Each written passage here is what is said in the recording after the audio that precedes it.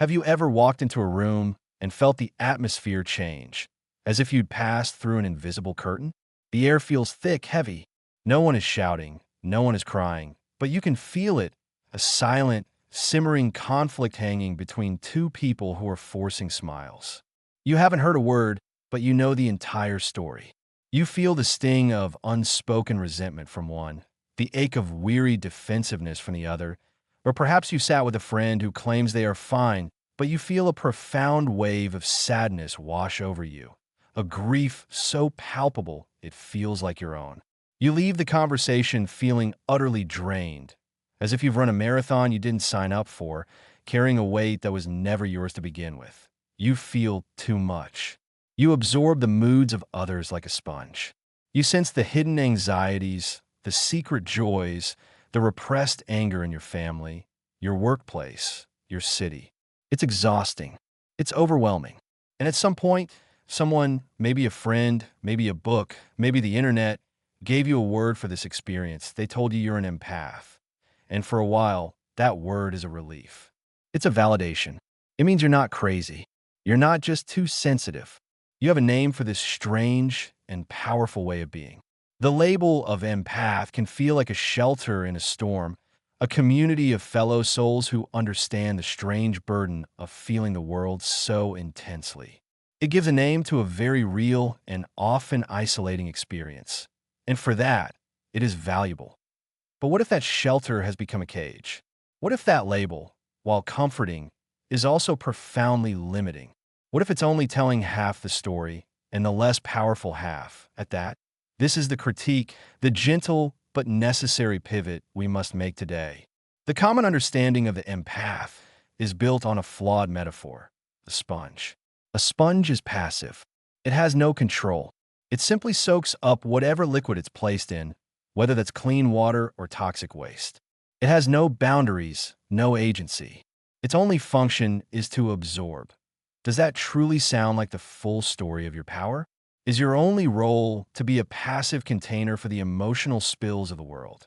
This framework often leaves you feeling like a victim. It encourages porous boundaries as a default state of being, rather than a problem to be solved. And because the term often floats in a sea of pop spirituality without a solid psychological anchor, it can lead to confusion, a sense of being cursed, and a life spent protecting your energy by hiding from the world. But what if your sensitivity isn't a lack of armor? What if it's a highly advanced radar system? What if the reason you feel everything so deeply is not because you are porous, but because you are perceptive? What if you're not a sponge, but a sentinel? This is the proposition we will explore. We are going to deconstruct the passive identity of the empath and replace it with a more active, dynamic, and psychologically robust framework rooted in the profound work of one of history's greatest explorers of the human psyche, Carl Jung. To understand the sentinel, we must first understand the landscape they survey. And for that, we turn to Carl Jung. Jung was a Swiss psychiatrist and a contemporary of Freud, but his work diverged dramatically. Where Freud was focused on the personal history of the individual, Jung was fascinated by the vast, deep, and shared layers of the human mind that connect us all. He wasn't just a psychologist. He was a cartographer of the soul. He drew maps of the inner world. It's on these maps that we find the true nature of your gift. To grasp this, we only need to understand 4 of his core concepts. I promise to explain them simply, because their power lies not in their academic complexity, but in their immediate, intuitive truth. First is the collective unconscious. Imagine all of human history. Every myth, every story, every triumph, every fear, every love, every loss wasn't just recorded in books, but was imprinted into a deep, shared psychic reservoir. Jung proposed that we are all born with access to this reservoir. It is our psychological inheritance, our spiritual DNA. It's the invisible ocean of human experience that we are all swimming in. This is the collective unconscious. It is the deep web of the human spirit, and you, with your sensitivity, have a high-speed connection to it. Second, within this ocean are the archetypes that if the collective unconscious is the library of all human stories. The archetypes are its most essential characters and plots.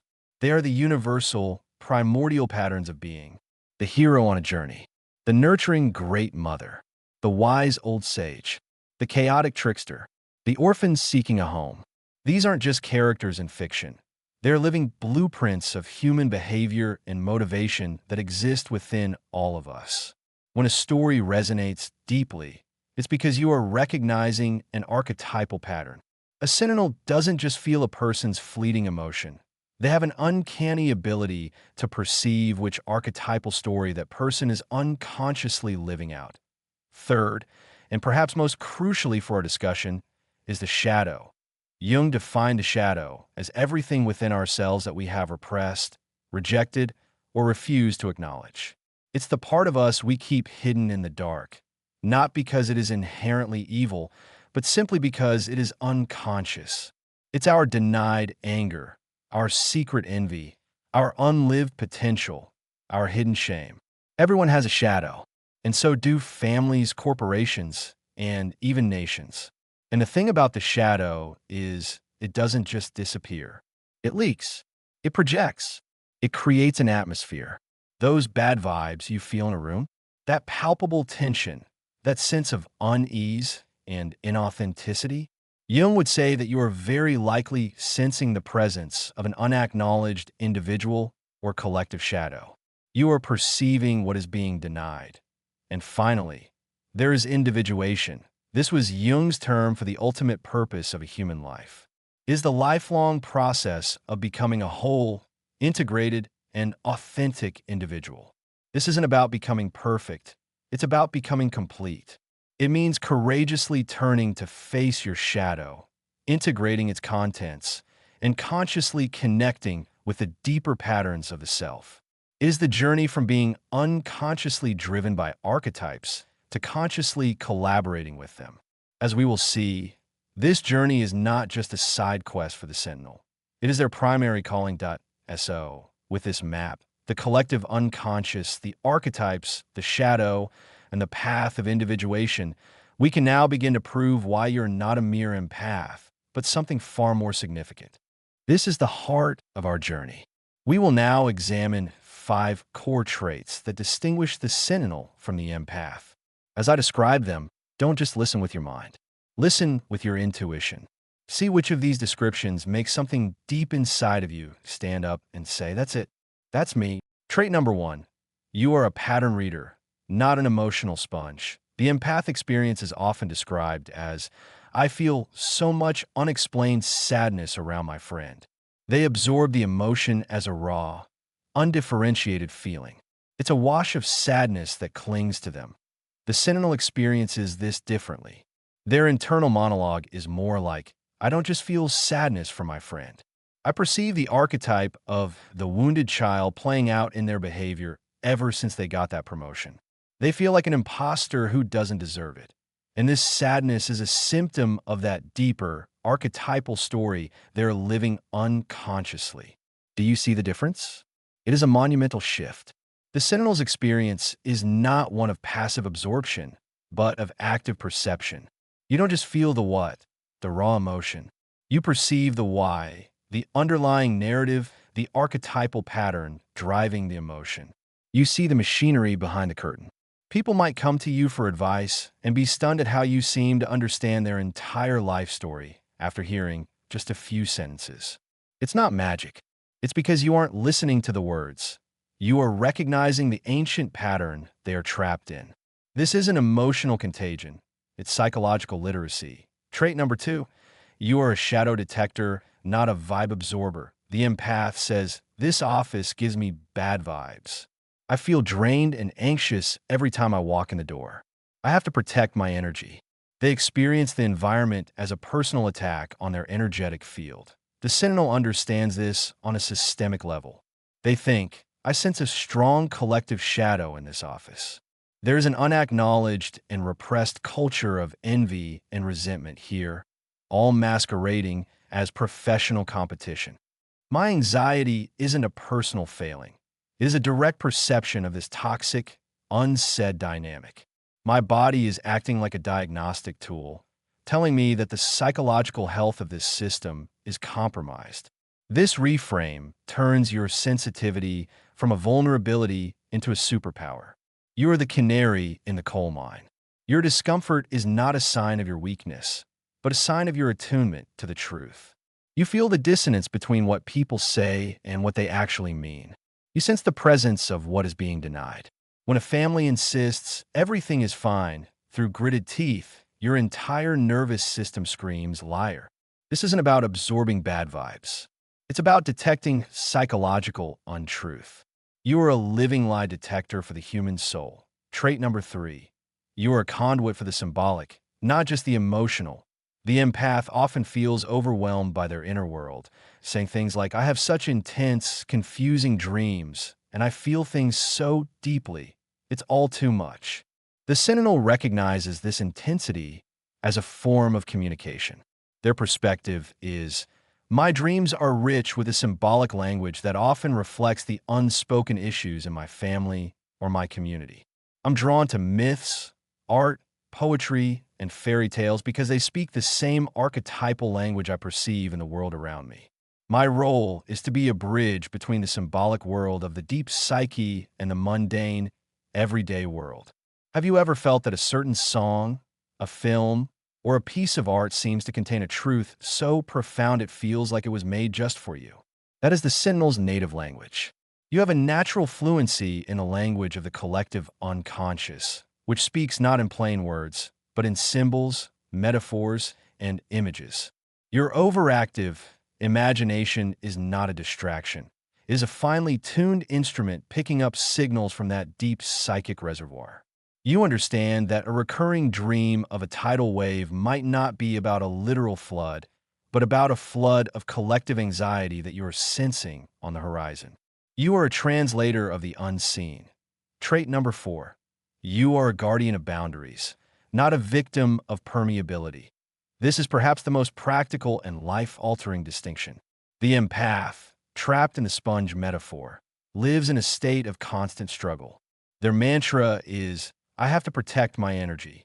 I have to shield myself and hide from people because they drain me. Their boundaries are walls built out of fear. The Sentinel adopts a completely different posture. For them, the goal is my sensitivity is a powerful tool that requires strong, clear boundaries to function effectively. A sentinel standing on a watchtower is useless if they let every passerby wander in and distract them. My boundaries are not walls of fear. They're the professional requirement of my role. They create the necessary silence and space for me to observe the landscape clearly without being consumed by it. Reframe this for yourself right now. Your need for solitude is not antisocial. It is your need to return to your watchtower. Your refusal to engage in gossip is not coldness. It is you keeping your perceptual field clear of static. Setting a boundary is not an act of rejection. It is an act of professional integrity. A doctor wears gloves. A firefighter wears a protective suit. A sentinel maintains impeccable psychological boundaries. It is the uniform of the job. Trait number 5. You have an innate drive for individuation, not just for healing others. This is the trap so many sensitive people fall into. The empath identity can foster a kind of codependent martyrdom. The belief becomes, my purpose is to heal everyone else, often at my own expense. I am here to absorb their pain, so they don't have to. This path leads inevitably to burnout and resentment. The Sentinel's path is fundamentally different. They feel a relentless inner pull, a sacred duty, not to others first, but to the self. Their deep knowing is, I must understand myself. I must confront my own shadow. I must become a whole and integrated person. I know instinctively that I cannot truly perceive the truth in the outer world if I am not fiercely honest about my inner world. My primary duty is to my own individuation, because this is what sharpens my perception and makes me an effective sentinel. Your lifelong fascination with psychology, philosophy, and spirituality is not a hobby. It is your training. The painful process of confronting your own flaws and healing your own wounds is not self-indulgent. It is you forging yourself into a more reliable instrument.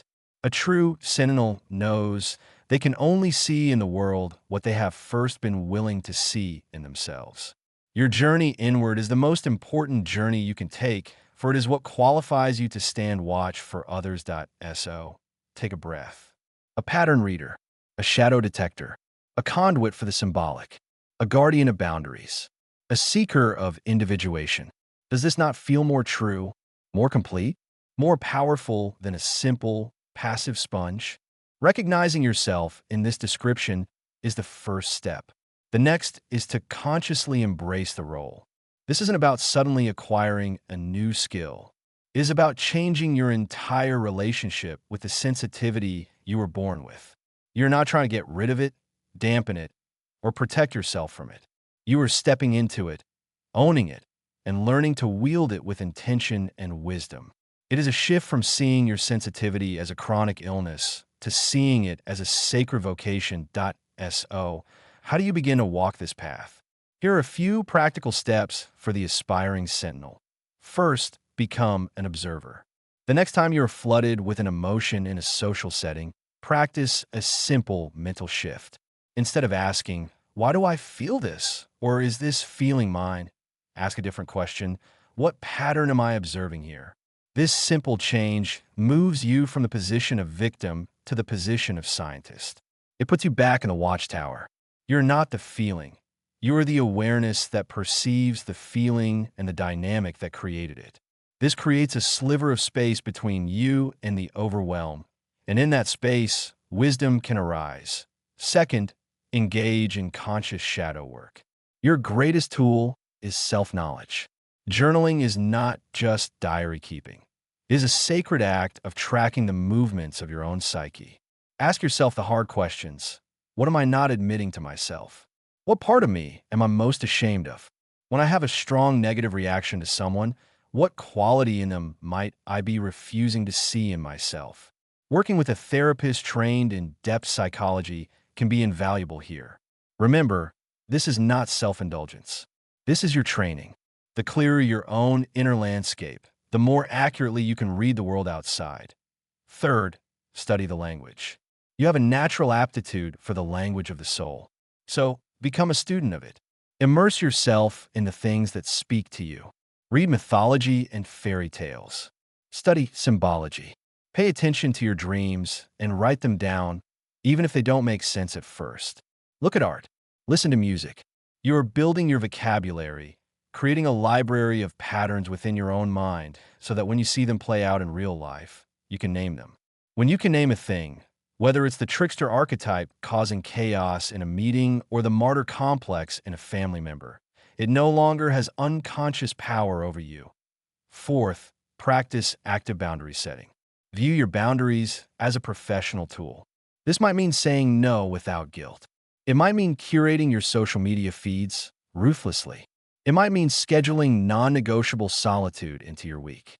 When you feel guilt, remind yourself, I am not being selfish. I am creating the conditions necessary to do my work. A clear, quiet mind is the sentinel's most valuable asset. Protect it as such, and finally, find your post. A sentinel on a castle wall is not responsible for watching the entire kingdom. They have a specific section of the wall they are assigned to guard. You're not meant to be a sentinel for all of humanity all at once. That is a recipe for burnout. Your sensitivity has a sphere of influence where it is most effective. What is your post? Is it your family, ensuring that unspoken truths are brought gently into the light? Is it your workplace, where you sense the underlying morale and can advocate for a healthier culture? Is it through your art, where you translate the archetypal currents you feel into something that can awaken others? Your job is not to fix the entire world. It is to stand guard over your small, sacred corner of it with integrity and awareness. Let's return to where we began. The feeling of being too sensitive for this world. The exhaustion of carrying emotions that are not yours. The burden of a gift you never asked for. It is time to lay that story to rest. You were never broken. Your sensitivity was never a curse. The overwhelm you felt was the result of using a highly sophisticated piece of equipment without the owner's manual. You are not a passive sponge. doomed to a life of emotional absorption and energetic defense. You are equipped with a sophisticated perceptual system tuned to the deepest frequencies of the human experience. You see the patterns in the chaos. You hear the truth beneath the words. You feel the presence of the shadow in the brightest of rooms. The world does not need more empaths drowning in an ocean of undifferentiated feeling. IT needs sentinels. IT needs watchers on the walls of the human psyche. People who can stand firm, see clearly, and speak the truth. People who can sense when a family is falling into a destructive ancestral pattern, when a company's culture is turning toxic, when a society is being seduced by a dangerous archetypal story. People who can stand guard over what is true, what is whole, and what is sacred. Your sensitivity is not your wound. IT is your watchtower. IT is time to take your post.